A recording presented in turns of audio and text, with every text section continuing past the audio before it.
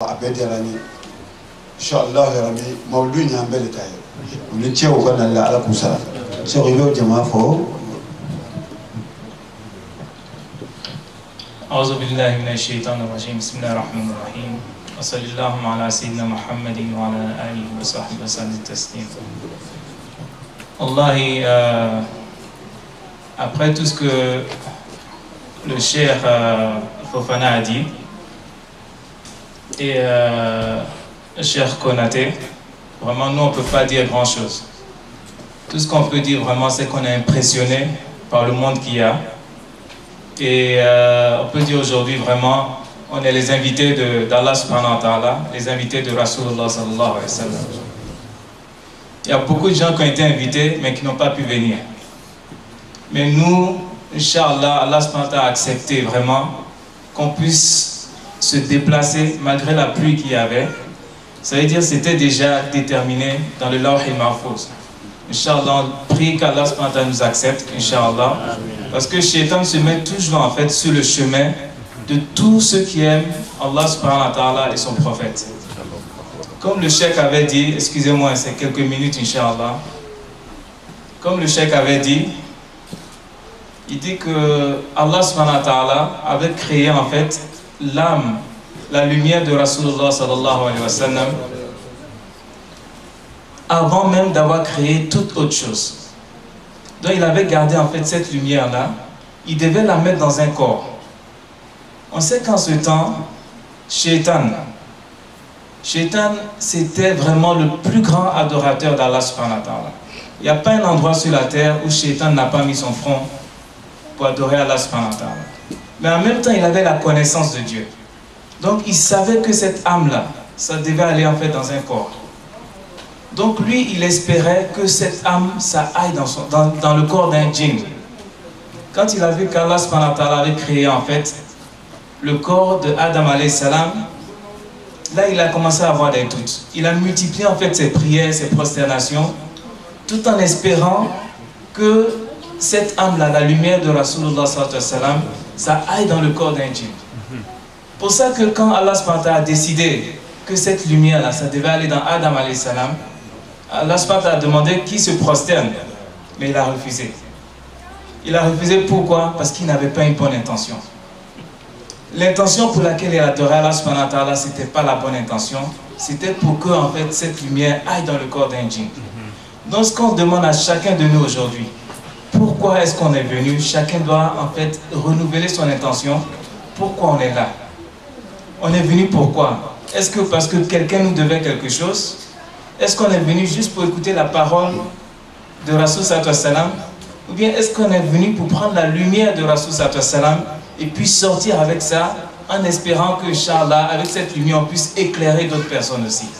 Donc chacun, si on n'est pas venu avec cette intention, on demande à chacun, Inch'Allah, de renouveler l'intention, de se dire, Inch'Allah, on est venu pour écouter notre chair, prendre la lumière de Rasul sallallahu alayhi wa sallam, sortir avec cette lumière et pouvoir éclairer d'autres personnes, leur donner l'amour de ce prophète-là, sallallahu alayhi wa sallam. Ce qu'on a entendu là, qu'on puisse délivrer le message.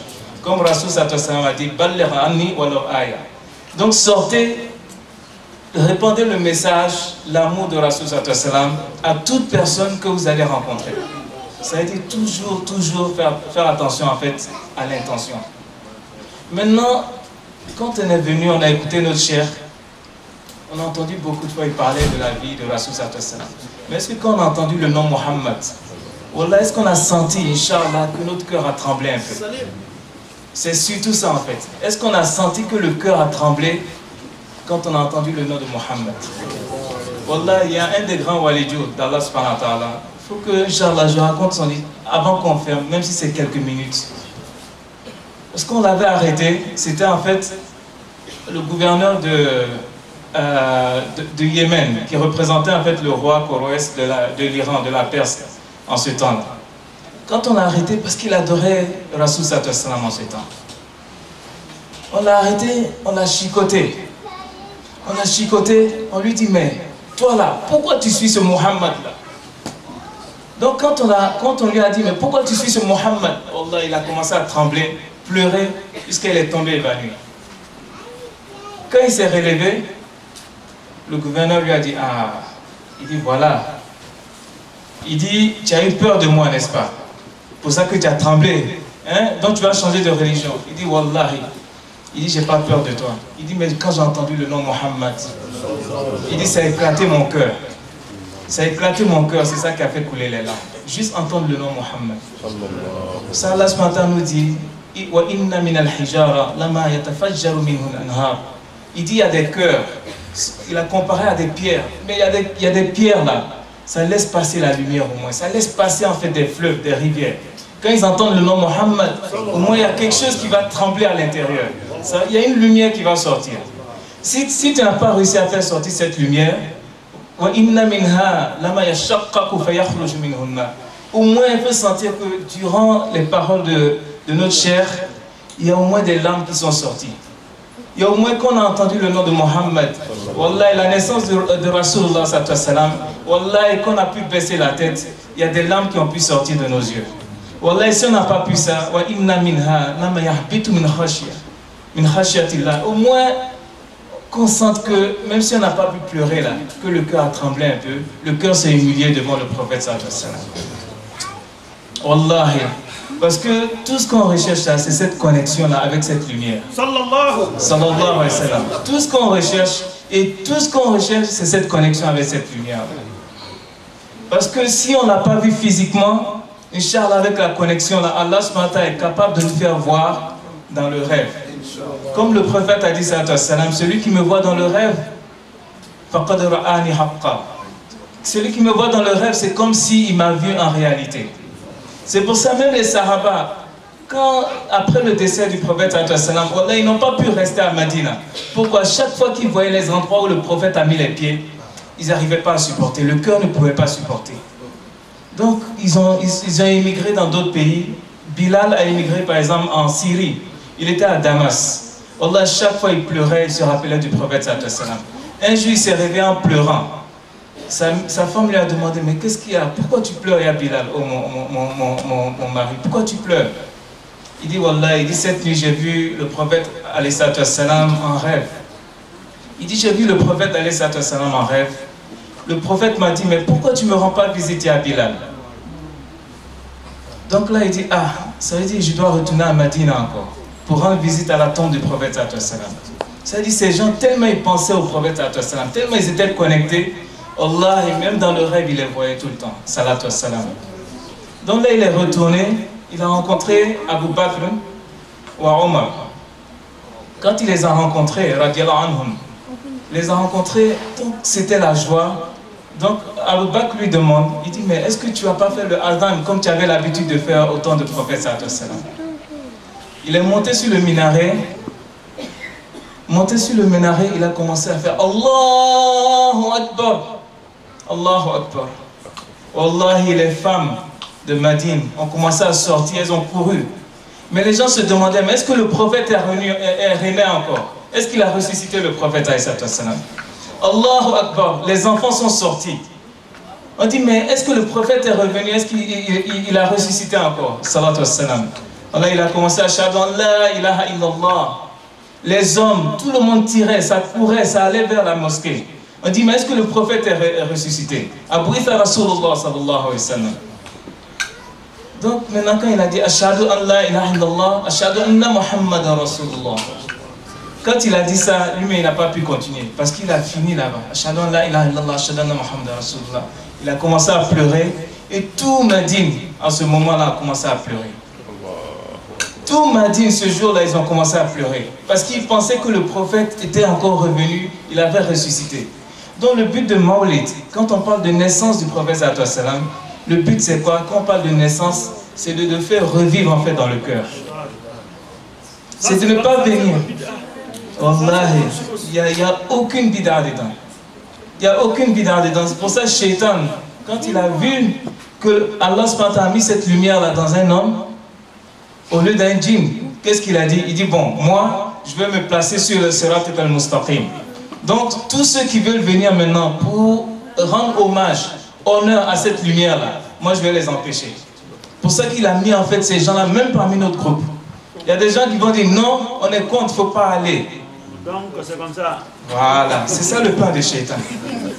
Donc tous ceux qui vous disent ne venez pas dans Maulid là, c'est le plan de Shaitan. Wallah, pour ne pas honorer cette lumière là parce que c'est pas dans lui. C'est par jalousie. Pour ça notre chef nous disait tout à l'heure, il dit Wallah, il y a deux qualités qu'il voulait qu'on garde en nous. Vraiment, barakallah, vraiment, nous-mêmes, Wallah, ce dont il a parlé là, on a ses défauts. Donc on prie qu'en quittant d'ici, Inch'Allah, on va faire l'effort, Inch'Allah, de mettre ça en pratique. Barakallahu fikum ya Cheikh, vraiment barakallahu fikum, Inch'Allah. Wassalamu alaikum wa rahmatullahi wa barakatuh.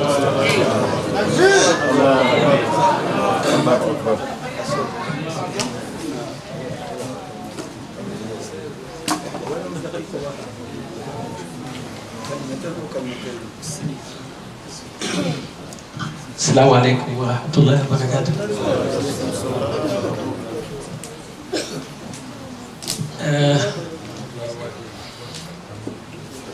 Je venu ici pour participer au Maulid. J'étais très content de voir des majalis comme ça.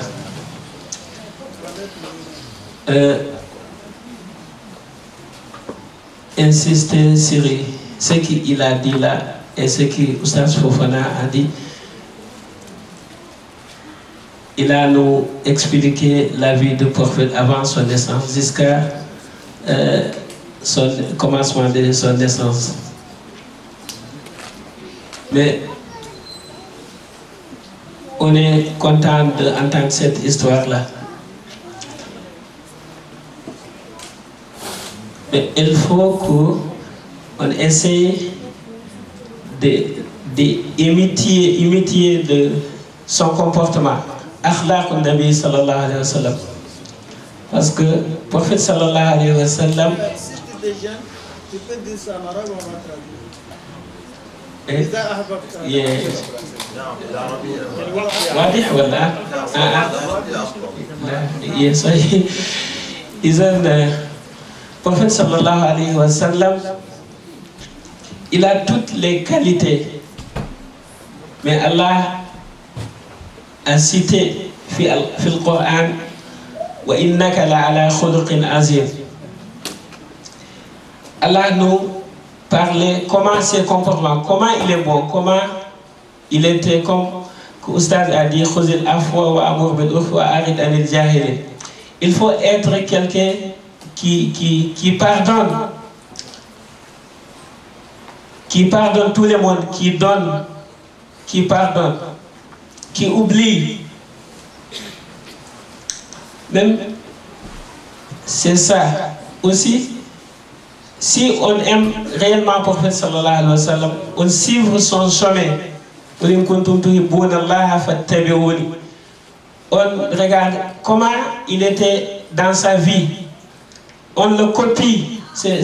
Il est un grand exemple pour les musulmans. Sayyidatna Aïcha a dit que, Aïcha a dit que le prophète sallallahu alayhi wa sallam, kana khuluqul Qur'an. Ses comportements, c'était le Coran.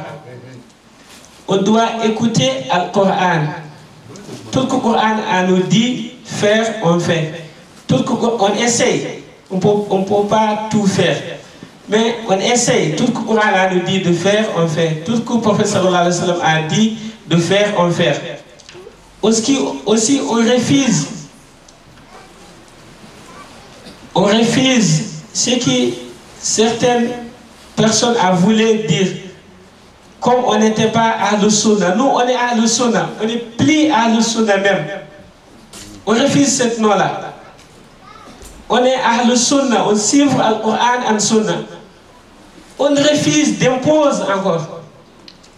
Le Coran, Surat al-Fatiha, seulement. Il y a quelqu'un qui a translate Surat al-Fatiha.